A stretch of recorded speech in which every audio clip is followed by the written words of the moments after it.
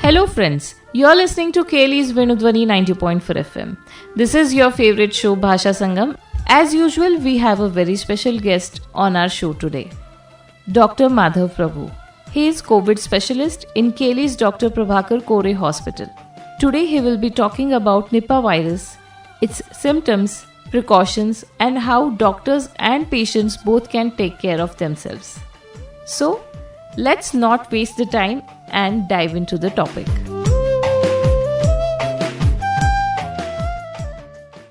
We should understand that this is why the disease is a problematic disease is because almost the mortality in India is 72%. So if 100 cases have Nipah, 72 of them will die. And that's like very high mortality. Even COVID had mortality of around 3%. As of now, COVID has two strains which are very common, the B genotype, which is there in Bangladesh, and the M genotype, which is there in Malaysia. The one that is there in India is the I genotype, which is there in Kerala. It is 85% similar to the M1, but 96% similar to the B1. Why are we concerned? Because B1 was in Bangladesh. B1 causes more respiratory disease. Because it causes more respiratory disease, it has a propensity to spread faster and spread to more people when compared to an encephalitic disease. That's why we are worried about this 96% similarity between the Indian strain and the Bangladeshi strain. The incubation period is about 4 to 21 days. The viral titers will be very high in the Bangladesh strain, that is the B strain, which is why there is increased transmission. Now, Nipah comes under the BSL-4, which means that it is a highly under biostatistic level, it is the highest level of care that we need to take in this regard. Let's look at the epidemiology of Nipah. Nipah, the natural reservoir is a large fruit bat called Pteropus genus. Now, where do you find Pteropus genus? You find it in a church in Camp Belgavi. You find it in the pimple tree just behind our head office. Okay, so that's how close this bat is in Belgavi, because we are part of the Western Ghat range. If you go 20 kilometers on either side, you'll find the Western Ghats in the forest. You have these bats which are there. These bats also have Nipah virus. Luckily, the difference between us and Kerala is that Keralians live very close to the forest. We do not. There are different animals which can develop Nipah from the bats, which include sheep, which include dogs and cats.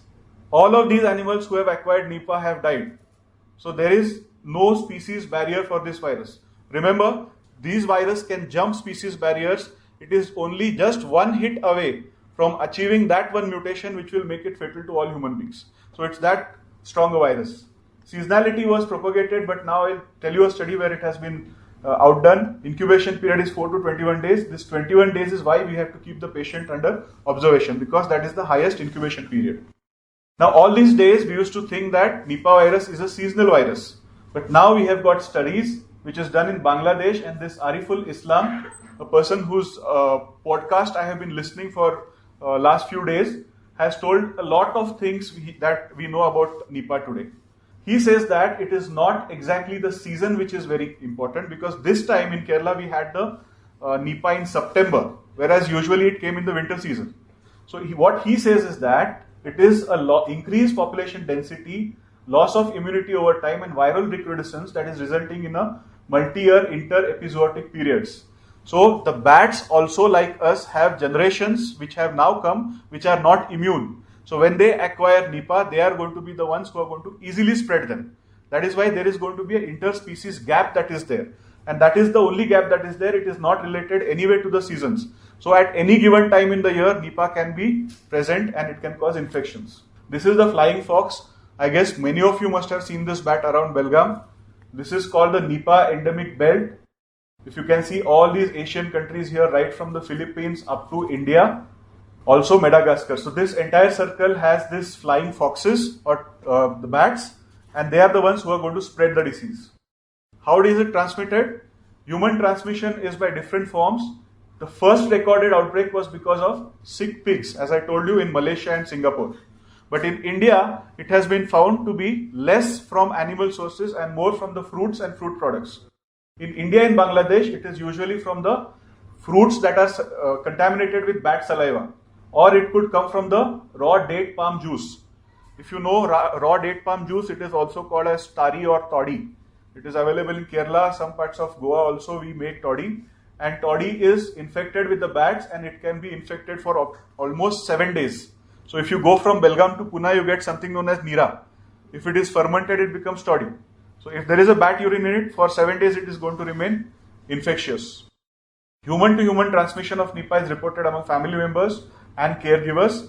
This is basically from close contact with secretions and excretions. Remember, there was a study done recently, which was printed in Journal of Infectious Disease, which says that the fomites that are there can also transmit. But luckily, it's not as rampant as COVID. The fomites in COVID, even at a distance of 6 meters, it could have infected. But they have found in that study that the walls and the case sheets of the patients, which were kept close to the patients, also do not act as good fomites. It is only the towels that are used to wipe the faces and very close secretion contact that are causing it. So it's not as dangerous as COVID, but it is certainly going to result in this for at least 120 hours after exposure to the fomites. So this is basically how it spreads. The fruit bat through its blood, urine or saliva, all these it is possible to spread. Now remember, not all bats are going to spread the disease. There are certain bats in which the immunity is low and it happens in intervals. In fact, in Kerala, when I asked my fellow physicians in Kerala, they said that the bat gets agitated. But it is not so. It is the bat gets agitated because it has lost its home, it has lost its fruits. But it happens so because its immunity is down and then it will send all the virus through all its secretions. That is why these Nipah related stories of superstition have come up. Eventually they will become folklores like the Dracula and all those things. But right now the scientific thing is that the bats have lost immunity against Nipah itself. The fruits that the bats eat can then be eaten by the pigs, who can then transmit it via its secretions and raw meat to or handling to the human beings. Again, humans can give it to the humans again by contact with fomites or secretions. So that's how Nipah will spread. These are the fruits eaten by the bats. You can see all the fruit. This flying fox is very fond of fruits. It will consume almost all types of fruits. There are certain people who eat fruits which are fallen on the ground. Sometimes they may not have any tooth marks on it also. But you should understand that the saliva, the urine of these bats could be there on this fruit. So it's very dangerous to consume such fruits also. This is how toddy is made. You put basically a utensil is kept at the sap and the overnight collection is there of the fluid. This is where the bat will also have contact with the sap, and the same fluid there, that is this one, will mix into the toddy, and that can be consumed if consumed within 7 days without pasteurization, will cause Nipah. Now the good thing about Nipah is, and if you had studied COVID, each infected person could infect geometrical progression of diseases. But that is not so in Nipah. In Nipah, you cannot guess which patient will infect how many number of patients. So a single patient may cause 16, 17 contacts. A single patient may not have any disease progression also. It's very unpredictable. So what are the factors that can predict this? One is if the patient who is spreading this infection has breathlessness, that means that the patient has ARDS, there is more propensity to spread. Second is the age of the patient. So if you have an elderly patient who is coming to you, he is more likely to spread the disease when compared to a patient who is much younger to the patient. Also, if you have contact with the body fluids, the more the hours of exposure to the patient and the more the exposure to the contact to the body fluids, the more is the likelihood of development of the disease. So if you have a young patient, probably he is not going to spread much of the disease, but an elderly patient is highly likely that he is going to spread it. What is the pathogenesis? Basically, Nipah spreads by aerosols, by ingestion. It either goes to the oronasal cavity and then to the cranial nerves and spreads to the brain, or it goes to the draining lymph nodes, causes viremia, to the small vessels, it goes to the lungs and causes ARDS. Basically, when in the lungs, it causes acute respiratory distress. All of these, like COVID, is inflammatory mediated. So there is going to be these inflammatory mediators which are coming into the picture. They are going to be the ones which are going to cause vasculitis and damage to all the organs. So any of the organs can be involved. There can be multi-organ dysfunction eventually. What are the signs and symptoms? Patient could be asymptomatic. He could have acute infectious disease or encephalitis. The incubation period is 4 to 21 days. The initial symptoms are fever, headache, cough, sore throat, difficulty breathing and vomiting. Eventually, the severe symptoms develop, which include disorientation, drowsiness, seizures, coma and brain swelling. Death occurs in 40 to 75% of the patients. Respiratory disease, almost certain patient is going to die. Encephalitis, less likely that the patient is going to die. Now, there is one dangerous thing that is there with Nipah. We always say the 21-day cycle. But remember, there have been diseases which have relapsed. That means the virus can stay inside the human body without expression, very silently, and eventually come back, cause a relapse, or there could be a late onset disease. So a lot of such patients have also been detected, especially in Bangladesh. Long-term side effects are also there. So it doesn't mean that if the patient is treated, goes home, he's all fine. There are going to be long-term adverse effects which include persistent convulsions and personality changes. So these are all the symptoms in a nutshell. Predominant clinical features will be a pulmonary neurological syndrome and a flu-like syndrome with encephalitic syndrome.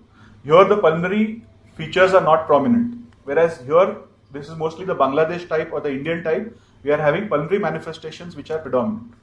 So let us see what happens in Kozhikode in Kerala, what happened in the first, this thing where 18 patients were involved or 19.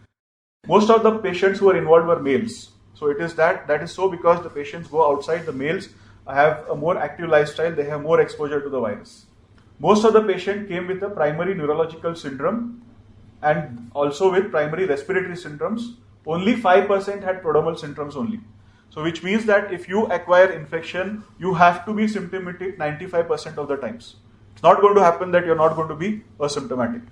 Most of the times there was encephalitis plus ARDS, that's around 7 patients. Flu-like syndrome was there only in 1. Now what happens when the patient gets fever? Usually around the 3rd day, the patient will try to take suggestions from the doctor or come to the doctor. That's what was found in Kozhikode. Also, the death is usually found after the 5th day. So for the first 3-4 days, patient is having mild infection. On the 5th day, the mortality starts and it persists up to the 9th day of fever. From the day of admission, because the patient came late to the doctors, from the first 3 days, the mortality was high. If the supportive care was well maintained, after 4 days, the mortality up to 21 days gradually went on decreasing. So the first 3 days are very important in any patient of Nipah comes to you with a disease. These were the most common symptoms. Fever was most common, then headache, fatigability, cough, sore throat, and then follow your other neurological and respiratory symptoms. There was nothing major to show in the investigations. All of them were almost normal. So because of this, they came out with a case definition. This case definition is given by WHO. A similar case definition was followed by Kerala and now by Karnataka. So how do you define a case? It is a suspected case if you have a person from an area or locality affected by Nipah virus who has either fever with new onset of altered mental status or seizures, fever with severe headache, or fever with cough and shortness of breath. Remember, lot of our patients are also coming with these symptoms. So the most important thing is that he comes from a locality where there is Nipah. Okay, then you have to keep your suspicion high. It could be a probable case in which scenario you are not able to diagnose the case. The patient has lost his life but has symptoms or a geographical area from which Nipah is present. If he comes to you, he expires and the specimens are not available with you, you have to label it as a probable case. A confirmed case is one which has either a PCR, RNA identified by PCR through the respiratory, urine or CSF samples, or isolation of the Nipah virus by respiratory secretions. There is a very good definition for contact and this is given by WHO. A close contact is defined as a patient or a person who came in contact with Nipah case in at least one of the following ways. That is, he was admitted simultaneously in a ward shared with the suspect confirmed to be positive with Nipah, has direct close contact with suspected or confirmed case of Nipah during the illness, including the transportation, has direct contact with the suspect confirmed case of Nipah at the funeral or during burial preparations. Remember, Ebola, nobody wanted to do any funerals because the disease spread was found in patients who went to attend the funerals also. Similar precautions have to be taken in Nipah. He has touched the blood or body fluids of the suspected case. He has touched the clothes or linen of suspected case. All these contacts need to be followed up for a symptom of NIV for a longest incubation period, that is 21 days. Now these contacts have been classified into high risk and low risk. High risk is any contact with body fluids, any contact with fluids of a probable case or has spent time in close proximity. Others are low risk. Now these high risk people are the ones who need to be quarantined for 21 days. There is prophylactic treatment also, I will be telling you about that. Or patient has to, if he becomes symptomatic, he has to be shifted to an ICU. The low risk can be followed up by telephonic conversation. How do we diagnose? The diagnosis is by, you have to take a patient who has history of NIV, and remember that this is a BSL-4 agent. All samples have to be sent to NIV Pune as of now. What samples need to be taken? A throat swab in viral transport media, urine sample that is 10 ml in universal saline container, blood or CSF that is 1 to 2 ml. You have to take 5 ml of blood, 10 ml of urine and 1 to 2 ml of CSF. So it has to be done as soon as possible. It has to be done in a secure isolation facility and all the personal protective equipment has to be used.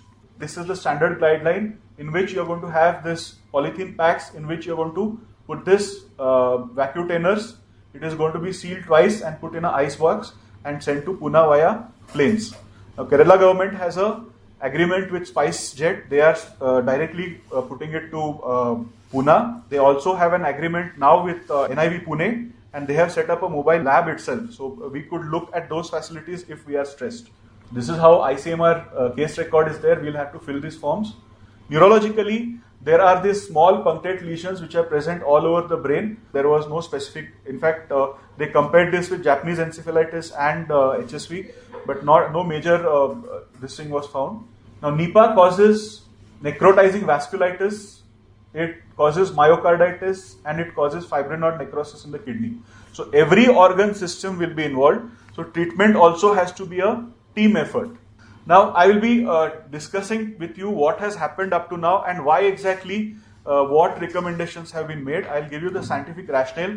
In COVID, we went on using drugs left and right.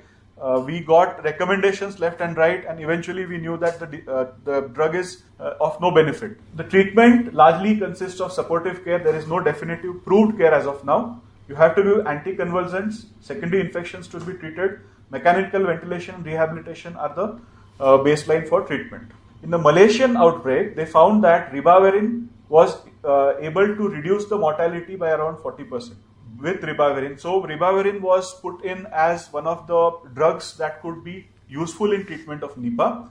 But in the Bangladesh group, there was more of respiratory disorder, and there it was less useful when compared to Malaysia.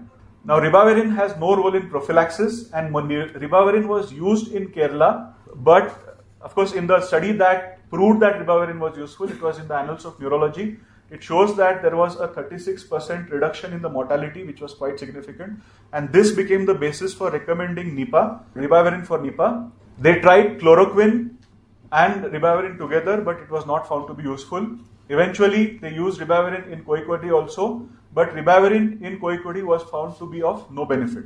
So in the Indian variant, probably ribavirin is of no use. But still we are using it because there are recommendations. There are monoclonal antibodies. Question asked to the chief of ICMR.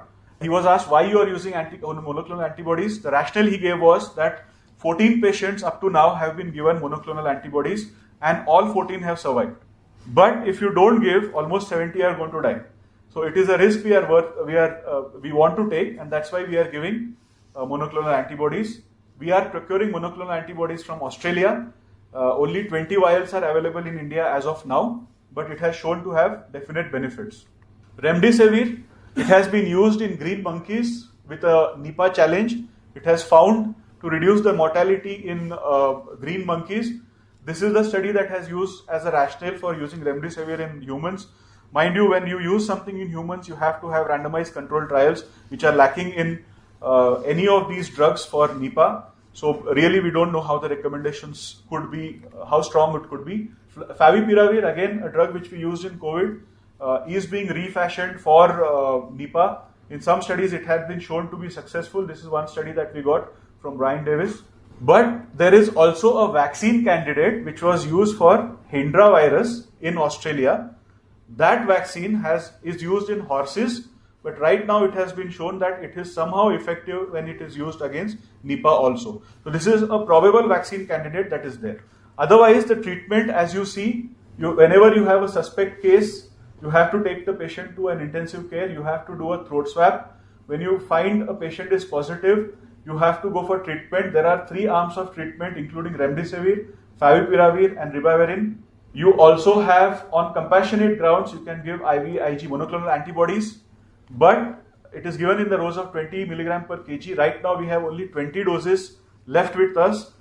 2 doses have to be used per patient.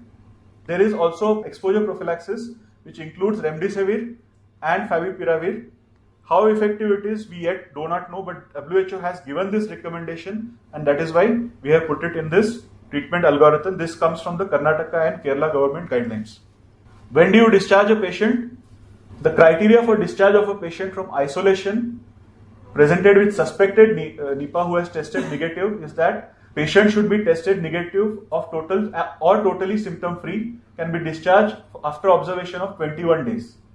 If tested negative and continues to have fever and other symptoms, it needs repeat testing after 2 days to exclude Nipah, and there exists a strong contact history. So basically you are going to test the patient on 2 separate occasions. If you 5 days apart, if you find them negative, you can send them home. Similarly, a patient who is clinically stable, who has all 3 specimens, that is throat swab, urine and blood, negative on 2 separate occasions 5 days apart, and it is decided by the treatment board that the patient can be discharged. These are the criteria for discharge of a patient. These are all standard precautions that are coming from all the guidelines. How do you prevent Nipah? You reduce the risk of bat to human transmission. So you eat freshly collected date palm juice should be boiled. I don't know how the procedure is. You have to peel the fruits that you use. Do not eat the fruits that are discarded or fruits that lie down on the ground. How do you reduce risk of animal to animal human transmission? Avoid being in contact with infected pig. Protective clothing when you're dealing with animals. And how do you risk human to human contact? Of course, taking care of fomites and taking care of the secretions of the patients. These are the precautions that we have to tell all our wards or all our stakeholders. You have to avoid the consumption of fruit bitten by bats and other animals. Avoid consumption of toddy collected from areas where fruit bats are found in plenty. Wear mask and gloves while attending a patient. Keep the wells and water sources closed. Wells are very good sources where bats can make their nest. There are caves in Bhimgarh, which is around 30 kilometers from Belgavi, where there are more exotic bats are found. So we are not new to these bats. They are all present here. Moving patients from one location to the other should be avoided as much as possible, and monitor family members of COVID patients. Now there are certain advisories to all doctors. You have to wash your hands thoroughly with soap and water for 20 seconds. After contact with sick patients, use appropriate mask. N95 is the recommended mask for Nipah. They do not recommend surgical mask as of now.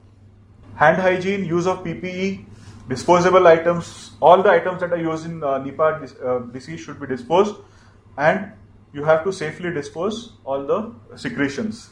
So you have to admit all suspect cases in a isolation ward. You have to segregate all cases. You have to avoid unnecessary contact, avoid spillage.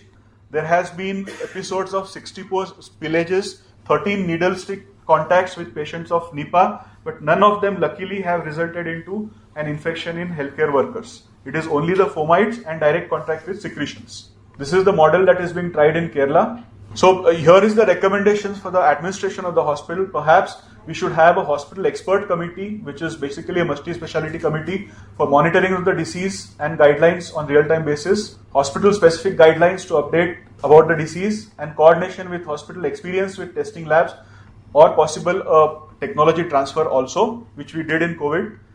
You have to develop strong stakeholder training modules, including a disease management module and personal protection module. Handling samples and biohazard module should be developed, especially for the nursing staff and the microbiology staff. You have to have household medical and nutritional products protocols. which have to be developed in the hospital. Infrastructure wise, you have to have, which we already have, isolation wards, ambulances, procurement of drugs and storage. As of now, there is no indication, but if we are stressed, maybe we'll have to do some storage. Budgetary allocations and revenue models should be part of the plan. One important thing, the study that was done in Bangladesh showed that the Bangladeshi contacts, there is culturally in Bangladesh, it is always this that when somebody is sick, you have to be in close contact with the patient. That's one cultural thing that is there in Bangladesh. And there, when they use the same towels or eat food with the same spoons or in the same utensils or drink tea in the same utensils, that is how it had spread to the contacts and not by cough or droplets as was told. And the droplets do not travel much because they are heavy. So even the walls as well as the case sheets were not found to be contaminated. It is just the towels, or if you sleep next to the patient who's having Nipah, those patients are more likely to develop the disease, but not like COVID, we had those 6 meters and fomites that were traveling for long distances. As we all know, viruses undergo mutation. It can jump species. There were goats which got infected, died within 3 days. There were other domestic animals which are also dying. So we really don't know how much mutations can go on, and then maybe it will acquire this thing that it could spread immediately from person to person also. That's not far away.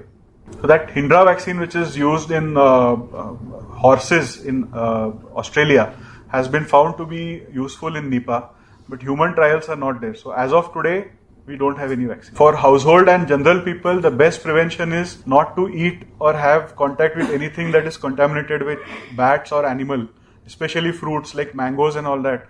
We tend to eat which is fallen and all that. Don't do that. Damp surfaces like wells or caves could have bats which live in them. Their secretions could be contaminating. So that we have to avoid.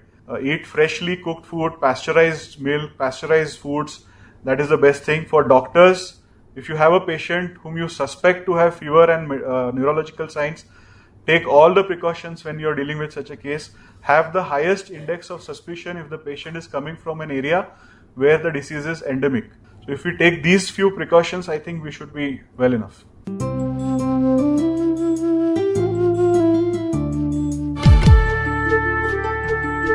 This was today's special show on Nipah virus.